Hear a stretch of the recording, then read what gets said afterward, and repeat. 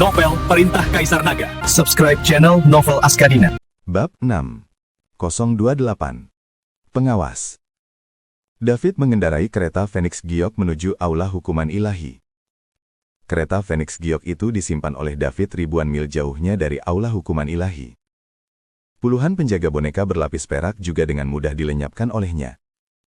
Meskipun boneka-boneka ini bisa menampilkan pertunjukan, mereka akan terbongkar jika tidak berhati-hati di tempat yang begitu ketat seperti aula hukuman ilahi. David menunggangi cahaya pelariannya seorang diri, terbang menuju kompleks bangunan megah yang diselimuti cahaya ilahi berwarna keemasan pucat. Semakin dekat mereka, semakin kuat perasaan menindas yang terpancar dari keagungan para dewa.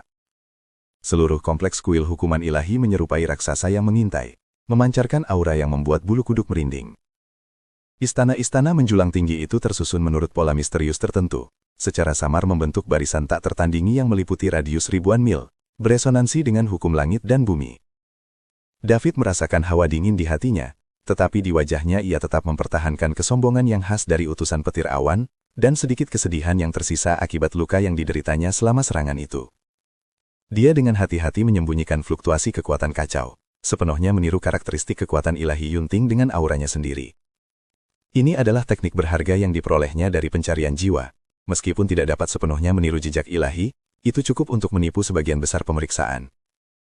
Sesampainya di gerbang istana yang megah, dua jenderal ilahi yang mengenakan baju jirah emas, dengan aura mencapai puncak peringkat ketiga alam abadi atas, berdiri dengan khidmat seperti dua penjaga gerbang. Tatapan mereka bagaikan kilat, menyapu setiap orang yang mendekat. Mata mereka dipenuhi dengan rasa superioritas dan ketidakpedulian yang hanya dimiliki para dewa. Begitu melihat David V tiba, Jenderal berwajah dingin dan tegas di sebelah kiri melangkah maju dan berteriak seperti biasa. "Berhenti, sebutkan identitasmu." David menghentikan cahaya pelariannya dan segera memasang senyum ramah khas Yunting, membungkuk sedikit. "Kalian berdua jenderal telah bekerja keras. Saya Yunting, utusan patroli. Saya telah menyelesaikan putaran misi pengumpulan ini di wilayah timur dan datang untuk melapor kepada Yang Mulia." Saat berbicara, ia memperlihatkan sebuah token yang mewakili identitasnya sebagai utusan dan beberapa token lainnya. Jenderal ilahi mengambil token itu, menyalurkan kekuatan ilahi ke dalamnya untuk memeriksanya, lalu dengan cermat mengamati wajah dan aura David. Setelah beberapa saat, dia mengangguk dan mengembalikan token itu. Identitas terkonfirmasi. "Masuklah, Yang Mulia Xuanbing seharusnya berada di aula samping sekarang." David merasakan sedikit kelegaan dan hendak melangkah. "Tunggu sebentar." Jenderal di sebelah kanan, yang selama ini diam tetapi matanya menjadi lebih tajam, tiba-tiba berbicara. Dia menatap David, tatapannya tajam seperti pisau. "Utusan Yunting, mengapa Anda tidak mengirimkan slip giok yang mencatat koleksi Anda sebelumnya melalui susunan komunikasi? Menurut aturan, seorang utusan harus segera mengirimkan catatan cadangan setelah menyelesaikan setiap koleksi." David merasakan merinding. Yunting memang mengingat detail ini, tetapi tidak sepenuhnya akurat, dan terkadang tertunda karena berbagai alasan. Ia segera menunjukkan rasa malu dan ketakutan yang pas, melaporkan kepada Jenderal Ilahi, "Perjalanan ini mengalami beberapa kejadian tak terduga. Kami diserang oleh pembunuh tak dikenal di Istana Dewa Giok, dan gulungan geokomunikasi rusak dalam pertempuran.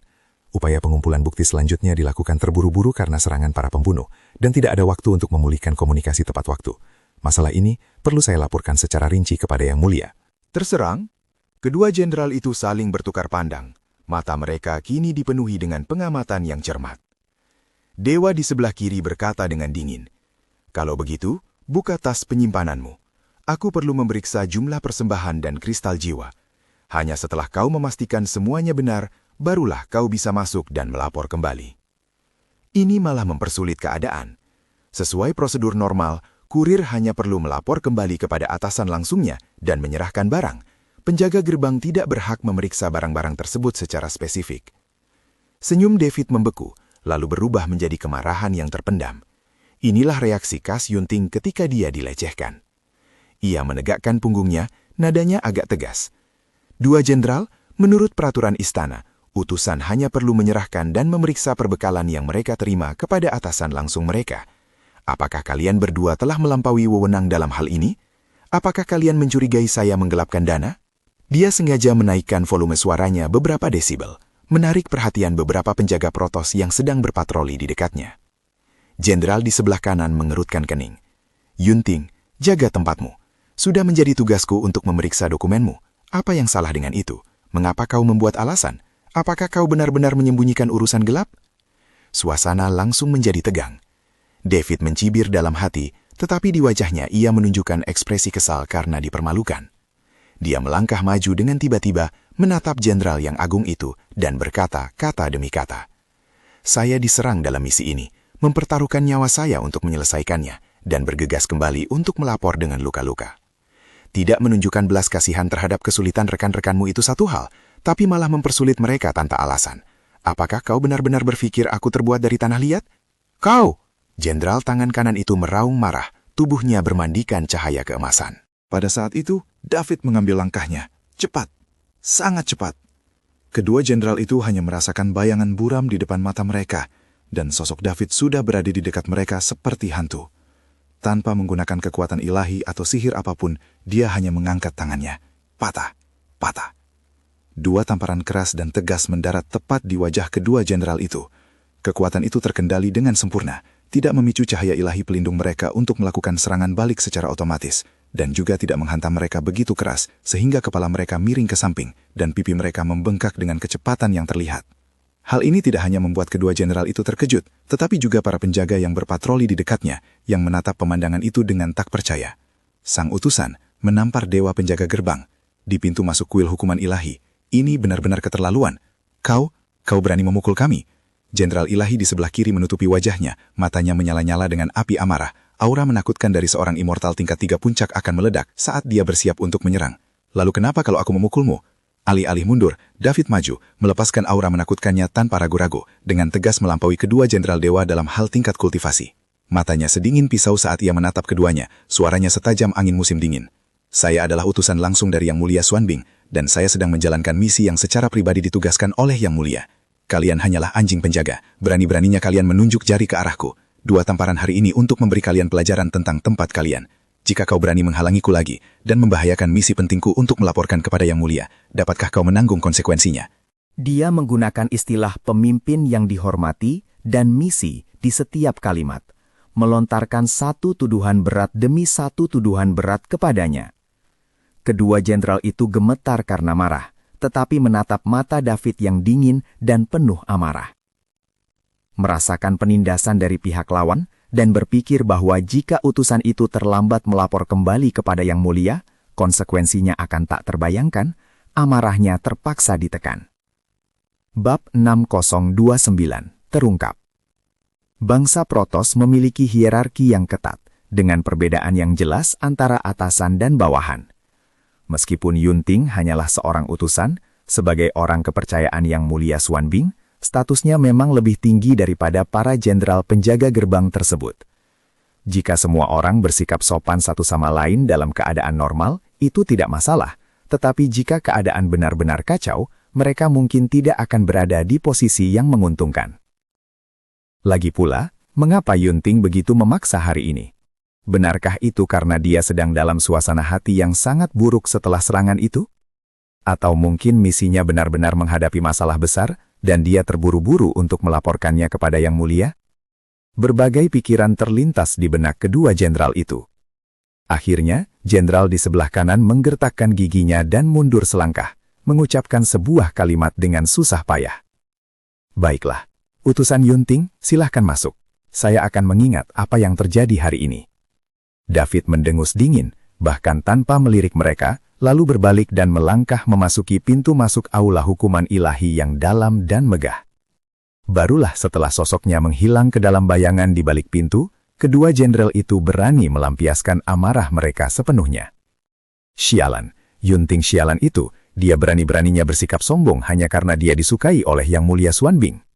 Jenderal di sebelah kiri meraung, rasa sakit dan penghinaan yang membara di wajahnya hampir membuatnya gila. Ini belum berakhir. Jenderal di sebelah kanan memiliki tatapan penuh kebencian. Pasti ada yang mencurigakan tentang perjalanannya. Setelah Yang Mulia Xuanbing menanganinya, mari kita lihat seberapa sombongnya dia. Pergi, laporkan ke tim penegak hukum di bawah pimpinan Yang Mulia Gengjin, dan katakan bahwa perilaku Yunting tidak normal, dan minta penyelidikan. Keduanya pergi dengan marah, tanpa menyadari bahwa Yunting yang mereka bicarakan sudah menjadi orang yang berbeda. Saat memasuki aula hukuman ilahi, David tidak merasakan emosi apapun. 2 tamparan itu bukan hanya untuk menegakkan otoritas, tetapi juga untuk menguji batas-batas aturan dan aturan dalam klan dewa. serta kekuatan jera dari identitas yang ia perankan sebagai Yunting. Hasilnya memuaskan baginya. Di dalam bangsa Protosa, hukum menghormati yang kuat dan hierarki yang ketat juga berlaku. Selama Anda tetap mengikuti jejak orang kepercayaan yang mulia, banyak masalah yang tidak perlu dapat dihindari. Mengikuti ingatannya, dia dengan cepat menyusuri aula dan koridor yang megah dan khidmat. Para anggota ras ilahi yang datang dan pergi, semuanya terburu-buru, dengan ekspresi acuh tacuh. Sesekali, seseorang akan mengenali Yunting, tetapi mereka hanya mengangguk sedikit lalu lewat tanpa mendekatinya untuk ngobrol. Inilah tepatnya yang diinginkan David. Setelah melalui banyak liku-liku, melewati beberapa istana dan berbagai rintangan, akhirnya kami tiba di istana dingin dan sunyi, yang terletak di bagian utara istana hukuman ilahi. Pintu-pintu istana tertutup rapat, memancarkan aura yang mencekam. Masih belum ada penjaga di pintu masuk, tetapi tekanan samar namun mencekam di dalam aula terasa lebih jelas daripada saat terakhir kali saya datang. Yang Mulia Swanbing ada di dalam. David merapikan pakaian dan ekspresinya, menyesuaikan rasa tidak nyaman ringan akibat lukanya ke kondisi terbaiknya. Dia menarik nafas dalam-dalam dan perlahan mengetuk pintu istana. Datang. Sebuah suara dingin, acuh tak acuh dan tanpa emosi terdengar dari dalam aula. Suara itu milik Yang Mulia Swanbing. David mendorong pintu hingga terbuka dan masuk. Pemandangan di dalam aula persis sama seperti yang saya lihat terakhir kali. Cahaya redup, suhu sangat rendah, dan dinding serta tanah tampak terbuat dari es purba. Jauh di dalam aula utama, Yang Mulia Swanbing berdiri membelakangi pintu masuk, tangan terlipat di belakang punggung, menatap peta bintang rumit yang terukir di dinding. Ia mengenakan jubah hitam berhiaskan biru dan rambutnya seputih kristal es. Bahkan hanya tampak dari belakangnya saja, sudah memancarkan hawa dingin yang mencekik dan aura yang menekan. David melangkah maju dan berhenti 10 kaki dari Yang Mulia. Ia berlutut dengan satu lutut, menundukkan kepalanya dalam-dalam, suaranya penuh hormat dan sedikit rasa takut. Bawahan Anda, Yunting, petugas patroli, menyampaikan salam hormat kepada Yang Mulia Swanbing. Saya telah menyelesaikan putaran misi pengumpulan ini di wilayah timur dan datang untuk melapor. Yang Mulia Swanbing perlahan berbalik. Wajahnya tetap sedingin patung es, dan tatapannya tertuju pada David seolah-olah itu adalah duri es padat yang menyapu tubuhnya. Berdiri. Suara itu tenang. Tugas berupa slip giok, persembahan, kristal jiwa. Ya, David berdiri, mengeluarkan slip giok misi yang telah ia siapkan sebelumnya dari dadanya, dan sebuah tas penyimpanan yang jelas jauh lebih kecil dari yang diperkirakan. Dia memegang gulungan giok dan kantung penyimpanannya dengan kedua tangan, melangkah beberapa langkah ke depan, dan dengan hormat meletakkannya di atas meja es di samping Yang Mulia Swanbing. Lalu dia dengan cepat mundur selangkah, berdiri dengan tangan di samping, dan ekspresi tegang tanpa disadari muncul di wajahnya. Yang Mulia Swanbing pertama-tama mengambil gulungan giok misi, memindainya dengan indera ilahinya, dan memastikan bahwa rutenya benar. Kemudian dia mengambil tas penyimpanan itu dan memeriksanya dengan indera ilahinya. Seketika itu juga, suhu di dalam aula anjlok. Amarah dingin yang sangat menakutkan meletus dari Yang Mulia Swanbing seperti badai. Yunting. Suara Yang Mulia Swanbing tidak lagi tenang, tetapi dipenuhi dengan nada dingin dan amarah yang menusuk. Mengapa kurang dari 30% kristal persembahan biasa yang ada di dalam kantong penyimpanan? Material langka bahkan semakin langka. Dan kristal jiwa, mengapa hanya ada 4? Menurut daftar, seharusnya ada 7 kristal jiwa kali ini. Di mana 3 lainnya? Di mana dengan kristal jiwa Jiakshu 73 dari Istana Dewa Giok? Menghadapi tekanan dan pertanyaan keras dari Yang Mulia, David tampak gemetar ketakutan dan berlutut lagi dengan bunyi gedebuk. Suaranya dipenuhi isak tangis dan desakan. Yang Mulia, mohon tenangkan amarah Anda. Mohon tenangkan amarah Anda. Masalah ini pasti ada alasannya. Izinkan saya untuk melaporkan. Menjelaskan. Tatapan Yang Mulia Swanbing bagaikan pedang es, tertuju sepenuhnya pada David. David dengan cepat menyampaikan pidato yang telah disiapkannya, berbicara dengan penuh emosi dan mengalihkan semua kesalahan kepada musuh yang misterius dan kuat, sehingga menggambarkan dirinya sebagai utusan yang setia, namun tidak beruntung yang menjadi target utama para pencuri. Namun setelah mendengar hal ini, kedinginan di mata Yang Mulia Swanbing tidak hanya tidak hilang, tetapi malah semakin intens dan dipenuhi dengan kecurigaan dan ejekan yang mendalam. Oh, musuh yang misterius dan kuat, berulang kali mengganggumu, dan bahkan berhasil mencuri kristal jiwa darimu?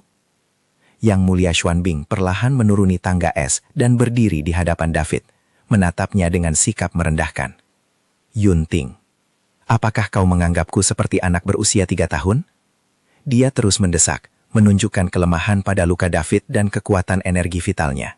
Akhirnya, mata birunya yang dingin menatap tajam ke arah David, dan dia berkata, kata demi kata, yang lebih penting, fluktuasi jiwamu, meskipun kau berusaha sebaik mungkin untuk menirunya, masih sedikit berbeda dari Yunting yang asli. Katakan padaku, siapakah kau? Di mana Yunting yang asli? Mereka telah terbongkar. David telah mengantisipasi hal ini dan karenanya tetap tenang. Dia perlahan mengangkat kepalanya, wajahnya tanpa ekspresi takut, digantikan oleh ketenangan yang dingin.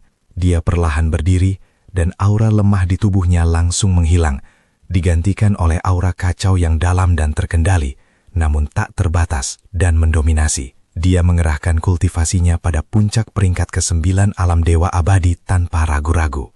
Bab 0030, Dunia Kecil yang Kacau. Seperti yang diharapkan dari Yang Mulia Xuanbing, wawasan Anda memang tajam. Suara David tenang dan tak bergetar. Karena kau sudah terbongkar, maka tak perlu berakting lagi. Mata Yang Mulia Xuanbing berkilat dingin. Beraninya kau. Kau berani menyamar sebagai utusan ras ilahi dan menerobos masuk ke aula hukuman ilahi. Siapapun kau, hari ini aku akan mencabut jiwamu dan memurnikannya menjadi kristal jiwa untuk siksaan abadi. Sebelum ia selesai berbicara, Yang Mulia Xuanbing telah bergerak. Dia bahkan tidak menggunakan senjata apapun. Dia hanya menyerang dengan telapak tangannya.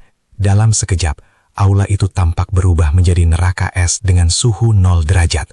Telapak tangan es raksasa yang terbentuk sepenuhnya dari hukum es terdalam membawa kekuatan mengerikan untuk membekukan segala sesuatu dan memusnahkan jiwa. Menekan David, ruang itu sendiri membeku, retak dengan garis-garis halus. Serangan telapak tangan ini cukup untuk dengan mudah membunuh kultivator tingkat 6 biasa di alam abadi atas. Yang Mulia Xuanbing jelas bermaksud mengalahkan musuhnya dalam satu gerakan, menangkapnya hidup-hidup dan menginterogasinya. Menghadapi serangan mengerikan ini, semangat bertarung yang ganas terpancar dari mata David. Waktu yang tepat, dia mengeluarkan teriakan pelan, dan bukannya mundur, dia malah maju, dengan cepat menggambar lintasan misterius dengan kedua tangannya di depan dadanya. Kekuatan kekacauan itu muncul, bukan untuk langsung menghadapi telapak tangan yang dingin, melainkan untuk dengan cepat memadat dan berputar di depannya. Kekacauan kembali ke asalnya, ruang tercipta. Dengan teriakan rendah David, sebuah titik kegelapan yang sangat pekat tiba-tiba muncul di tengah pusaran kekuatan yang kacau. Kemudian, benda itu mengembang dengan liar, dan tepat pada saat kritis, ia merobek sebuah celah yang tidak stabil, yang mengarah ke kehampaan yang tidak diketahui di depan David. Jejak telapak tangan Xuanbing yang sangat besar menghantam celah spasial sementara yang terbuka akibat kekacauan. Kekuatannya melemah, tersebar, dan ditelan lapis demi lapis oleh kekuatan spasial yang kacau. Sosok David melesat cepat, dan dia menerobos masuk ke dalam celah. Pada saat yang sama, ia mengerahkan seluruh kekuatannya untuk menjaga stabilitas lorong spasial sementara ini dan menggunakannya sebagai titik jangkar untuk secara paksa membuka dunia kecil yang sangat tidak stabil dan kacau dengan diameter sekitar 100 kaki di ruang hampa. Berusaha melarikan diri, jangan harap. Ketika Yang Mulia Xuanbing melihat bahwa lawannya benar-benar menggunakan teknik spasial yang begitu indah, dia juga terkejut, tetapi niat membunuhnya semakin meningkat. Dia tidak akan membiarkan penipu ini lolos. Sosoknya berubah menjadi seberkas cahaya biru es, dan dia mengikuti dari dekat, bergegas masuk ke celah ruang yang menyusut dengan cepat. Ledakan. Di dalam istana dingin dan sunyi, celah spasial menghilang, hanya menyisakan udara dingin dan fluktuasi spasial yang kacau. Keduanya telah lenyap dari istana pada waktu yang bersamaan. Di dalam dunia miniatur yang kacau, Arus kabur dan kacau menerjang, menyebabkan batas-batas ruang berputar dan bergetar terus-menerus. Ini adalah medan pertempuran sementara yang diciptakan David secara paksa dengan kekuatan kekacauan. Medan ini dapat mengisolasi dunia luar dari persepsi, mencegah keempat yang mulia lainnya untuk waspada, dan memanfaatkan keunggulan wilayah sendiri. Begitu Yang Mulia Xuanbing memasuki tempat ini, dia langsung merasakan bahwa hubungannya dengan hukum Xuanbing di dunia luar sangat melemah. Sementara energi kacau yang ada di sekitarnya secara halus menolak dan mengikis perisai kekuatan ilahinya. Hanya tipuan. Kau pikir kau bisa menjebakku di ruang kecil dan tidak stabil? Yang Mulia Xuanbing mendengus dingin, melepaskan kultivasinya yang mengerikan di tingkat ketujuh alam abadi atas. Kekuatan ilahi es yang tak terbatas berubah menjadi rantai hukum biru es, mengikat tubuhnya dan mengusir energi kacau. Pada saat yang sama dia membentuk segel tangan, dan pedang panjang kristal, yang sepenuhnya terkondensasi dari hukum Xuanbing, sebening kristal, dan memancarkan aura ruang dan waktu yang membeku, muncul di tangannya. Peniru. Bersiaplah untuk mati. Tebasan pemusnahan es ekstrim. Yang Mulia Xuanbing mengacungkan pedang panjang kristal esnya, melepaskan aura pedang biru sedingin es yang tampaknya mampu membelah langit dan bumi, membawa kekuatan hukum yang dapat menghancurkan segala sesuatu, dan menebas ke arah David. Kekuatan serangan pedang ini lebih dari 10 kali lebih kuat daripada serangan telapak tangan biasa yang baru saja dia berikan di aula. Ekspresi David tampak serius, tetapi tidak ada rasa takut di matanya. Dia mengepalkan kedua tangannya, dan kekuatan yang kabur dan kacau itu berkumpul dengan liar, berubah menjadi pedang panjang berwarna abu-abu dengan desain kuno, yang tampaknya mengandung kebenaran tertinggi tentang awal mula langit dan bumi. Terciptanya kekacauan. Dia juga melancarkan serangan pedang. Tidak ada fenomena magis yang mempesona, hanya cahaya pedang abu-abu yang murni dan kabur, bertemu dengan aura pedang biru es. Dua cahaya pedang, masing-masing dengan sifat yang sepenuhnya berbeda, tetapi keduanya mengandung kekuatan yang mengerikan, bertabrakan. Alih-alih ledakan yang memekakan telinga, benda itu mengeluarkan suara yang menusuk dan korosif. Hukum-hukum dingin ekstrim dan destruktif yang terkandung dalam energi pedang biru es itu bagaikan musuh bebuyutan begitu bersentuhan dengan cahaya pedang yang kacau. Mereka dengan cepat terurai, diasimilasi, dan dimusnahkan oleh cahaya yang kabur itu. Meskipun cahaya pedang kekacauan juga terkonsumsi, ia menembus penghalang chi pedang biru es dengan kecepatan yang lebih cepat, langsung menuju tubuh sejati Yang Mulia Xuanbing. Apa? Ekspresi Yang Mulia Xuanbing akhirnya berubah drastis. Dia menatap tak percaya betapa mudahnya serangan pedangnya yang diresapi dengan 80% kekuatan hukum telah dihancurkan oleh energi abu-abu aneh milik lawannya. Dia buru-buru menangkis dengan pedangnya, sementara rantai biru es menari-nari liar di sekelilingnya, membentuk lapisan pertahanan di depannya. Bang! Sisa kekuatan cahaya pedang yang kacau menghantam pedang panjang kristal es dan rantai hukum, menghasilkan bunyi gedebuk yang tumpul. Yang Mulia Xuanbing gemetar hebat, lengan yang memegang pedangnya terasa mati sakit dan cahaya ilahi pelindungnya berfluktuasi liar. Dia benar-benar terpaksa mundur beberapa langkah karena pedang ini. Kau, kekuatan macam apa ini? Yang Mulia Xuanbing diliputi rasa kaget dan nengri. Lawannya jelas hanya berada di puncak peringkat ke-9 alam dewa abadi, tetapi tingkat energi abu-abu itu sangat tinggi dan menakutkan, praktis seperti musuh alami dari semua hukum yang teratur. David tidak menjawab, tetapi memanfaatkan keunggulannya. Sosoknya menyatu dengan dunia kekacauan, dan dia muncul di samping Yang Mulia Xuanbing seolah-olah melalui teleportasi. Pedang panjang kekacauan menarik lintasan misterius, menutupi titik-titik vital tubuh lawannya. Yang Mulia Xuanbing terkejut sekaligus marah. Dia memusatkan seluruh perhatiannya dan mendorong hukum Xuanbing hingga batasnya. Pedang kristal esnya berubah menjadi bayangan pedang biru es yang tak terhitung jumlahnya saat dia bertarung melawan David. Di dunia kecil yang kacau ini, David bagaikan ikan di dalam air. Kekuatan kekacauan tampak tak terbatas. Setiap serangan membawa karakteristik pemusnahan dan penguraian, yang membuat kekuatan hukum Yang Mulia Xuanbing terbatas di mana-mana, dan dia tidak dapat mengerahkan 70% dari kekuatan penuhnya. Sebagian besar serangan dari Yang Mulia Xuanbing dilemahkan dan diserap oleh aliran energi kacau dan dunia kecil itu sendiri. Yang lebih mengejutkan Yang Mulia Xuanbing adalah bahwa keterampilan bertarung, pengaturan waktu dan penerapan hukum lawannya semuanya sangat indah dan alami, seolah-olah dia telah melalui pertempuran yang tak terhitung jumlahnya, dan sama sekali tidak seperti kultivator Dewa Abadi. Bab 6031, Chi Primordial. Situasinya tiba-tiba memburuk. Setelah hanya 100 putaran, Yang Mulia Xuanbing sudah berjuang untuk tetap bertahan dan menghadapi bahaya yang mengancam. Pedang panjang kristal es miliknya terkikis oleh kekuatan kekacauan, menyebabkan cahaya spiritualnya meredup. Rantai hukum pelindung di tubuhnya terus putus, dan beberapa luka abu-abu yang dalam dan memperlihatkan tulang muncul di tubuhnya. Seandainya David tidak perlu menyisihkan sebagian energinya untuk menjaga dunia kecil yang kacau ini, Yang Mulia Xuanbing mungkin sudah dikalahkan sejak lama. Mustahil, ini tidak mungkin. Hati Dao Yang Mulia Xuanbing hampir runtuh. Dia, seorang yang mulia tingkat 7 yang terhormat dari alam abadi atas, dan salah satu dari 5 penguasa aula hukuman ilahi, justru ditindas dan dipukuli oleh seorang bocah alam abadi surgawi yang tidak memiliki kekuatan untuk melawan. Misterius, segel. Dia mengertakkan giginya, membakar sebagian esensi dan jiwanya, lalu melepaskan teknik terlarang terkuatnya. Dia berubah menjadi seberkas cahaya biru es yang menyilaukan, membawa niat teguh untuk menyegel, dan bergegas menuju David, berniat untuk membekukan David sementara waktu, bahkan dengan mengorbankan energinya sendiri. Namun, David hanya tersenyum dingin. Bahkan sebutir beras pun bisa bersinar. Dia menyarungkan pedang kekacauan, menggenggam kedua tangannya di depan dadanya, lalu perlahan membukanya. Saat dia memisahkan kedua tangannya, sebuah celah kecil, namun tampaknya sangat besar dan membawa malapetaka muncul di antara telapak tangannya. Kembali ke kekosongan.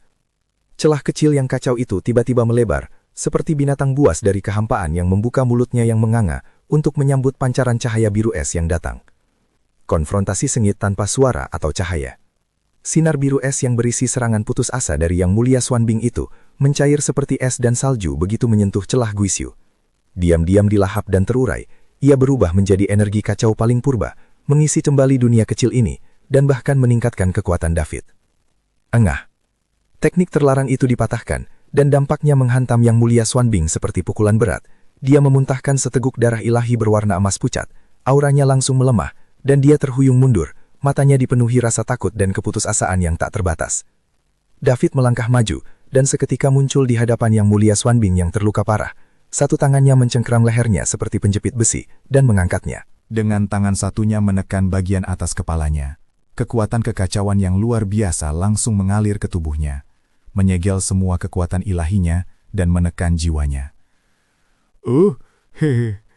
Yang Mulia Xuanbing meronta lemah, matanya dipenuhi teror saat ia menatap pemuda seperti iblis di hadapannya. Tatapan mata David sedingin es, seperti es yang telah membeku selama ribuan tahun. Sekarang, aku akan bertanya, dan kau akan menjawab. Jika kau mengucapkan satu kebohongan pun, aku akan membuatmu merasakan sakit 10.000 kali lebih hebat daripada rasa sakit pemurnian jiwa. Yang Mulia Xuanbing gemetar. Dia bisa merasakan energi abu-abu berkeliaran di sekitar tepi jiwanya, dan kehancuran serta rasa sakit yang ditimbulkannya membuat jiwanya bergetar. Siapakah kamu? Siapa saya bukanlah hal yang penting. Nada bicara David terdengar dingin. Katakan padaku, mengapa para dewa mengeksekusi Musa dan Liu Qingyin dan memurnikan mereka menjadi kristal jiwa? Apakah hanya karena mereka menemukan beberapa rahasia dan ingin memberontak? Mata Yang Mulia Xuanbing berkedip, tetapi setelah David meningkatkan tekanan kekuatan kacau, dia akhirnya roboh, mendesis. Ya, dan tidak sepenuhnya. Mereka memang sedang menyelidiki tujuan akhir kristal jiwa, menyentuh hal yang tabu. Namun yang lebih penting, mereka mungkin telah tercemar oleh aura Qi primordial. Artinya, itu adalah jejak yang secara tegas dilarang oleh Yang Mulia Agung untuk dihapus. Qi primordial. Tatapan David menajam. Teruslah bicara, kristal jiwa. Apa yang akan kau lakukan dengan semua kristal jiwa yang telah kau kumpulkan? Desak David. Wajah Yang Mulia Xuanbing menunjukkan rasa takut yang luar biasa, seolah-olah menyebutkan masalah ini akan mendatangkan malapetaka. Kristal jiwa adalah kunci dan juga persembahan. Kristal ini dipersembahkan untuk menjaga jalan menuju surga, sebagai persembahan kepada mereka yang di atas. Di atas. Apa yang dimaksud dengan di atas? Apa itu jalan menuju surga? David terkejut. Aku tak bisa mengatakannya. Jika aku mengatakannya, aku akan langsung musnah, jiwaku akan hancur. Yang Mulia Xuanbing menggelengkan kepalanya ketakutan, jiwanya bergejolak hebat, seolah-olah dia telah memicu suatu batasan yang lebih dalam. David tahu bahwa jika dia menekan pihak lain lebih jauh, pembatasan itu mungkin benar-benar akan diaktifkan, dan pihak lain akan binasa. Dia mengganti topik pembicaraan. Selain kalian berlima, benteng ilahi apa lagi yang ada di wilayah timur? Apa tujuan sebenarnya dari ras ilahi di 13 surga? Dan di manakah Yang Mulia Agung yang kalian bicarakan? Yang Mulia Xuanbing perengah-engah berkata terbata-bata, benteng-benteng itu tersebar di 5 wilayah utama, dengan inti utamanya terletak di wilayah tengah, benua suci Tianyuan. Tujuannya adalah untuk memanen Yang Mulia Agung. Kata-katanya menjadi semakin tidak jelas, dan semangatnya mulai berfluktuasi secara tidak menentu. Yang jelas menunjukkan bahwa dia telah menyentuh rahasia inti, dan pembatasan itu mulai menjadi bumerang. Tatapan David menjadi dingin. Satu pertanyaan terakhir. Selain digunakan sebagai kunci atau persembahan, apakah mungkin kristal jiwa Musa dan istrinya, Jaksu 73, dapat membangkitkan atau melestarikan sisa jiwa mereka? Kilatan aneh muncul di mata Yang Mulia Xuanbing yang tak fokus. Kristal jiwa, setelah dimurnikan, menjadi sumber daya murni. Jiwa-jiwa sisa telah lama dimusnahkan. Kecuali ada pembalikan primordial. Tetapi itu dilarang. Tidak mungkin. Sebelum dia selesai berbicara, sebuah runa emas yang menyilaukan tiba-tiba menyala di dalam jiwanya dan meledak. David sudah siap dan langsung melepaskan cengkramannya, membentuk perisai pelindung dengan kekuatan kekacauan. Namun, daya ledak rune emas itu sangat aneh. Rune itu tidak membunuh secara langsung, melainkan sepenuhnya memurnikan dan melarutkan rune tersebut. Tubuh fisik dan sisa jiwa Yang Mulia Xuanbing meleleh dengan cepat dalam cahaya keemasan, seperti es dan salju di bawah sinar matahari, tanpa meninggalkan jejak. Hanya sejumlah kecil kekuatan ilahi tipe es paling murni dan beberapa harta karun yang tidak diklaim. David menyebarkan cahaya keemasan itu, wajahnya tampak muram. Yang Mulia Xuanbing meninggal, pembatasan itu terpicu, dan dia dimusnahkan, jiwa dan raga. Informasi yang dia terima terfragmentasi, tetapi beberapa kata kunci mengguncangnya hingga ke lubuk hatinya. Chi primordial, jalan menuju surga, di atas, panen, Yang Mulia Agung. Selain itu, pasangan Musa mungkin menjadi sasaran karena mereka telah tercemar oleh energi purba, dan jiwa-jiwa yang tersisa di dalam kristal jiwa mereka mungkin telah musnah kecuali kekuatan purba membalikkan keadaan. Yuncu. David bergumam pada dirinya sendiri, merasakan gelombang kekuatan kacau di dalam tubuhnya. Apakah kekuatan yang ia kembangkan dari kitab suci Dao Kekausan merupakan semacam kekuatan purba? Frasa jalan menuju surga, di atas, dan panen, menunjukkan bahwa para dewa memerintah 13 surga dan mengumpulkan kristal jiwa. Tampaknya ini adalah pengorbanan yang terus-menerus dan kejam untuk mempertahankan semacam jalur, atau untuk dipersembahkan kepada makhluk yang lebih tinggi.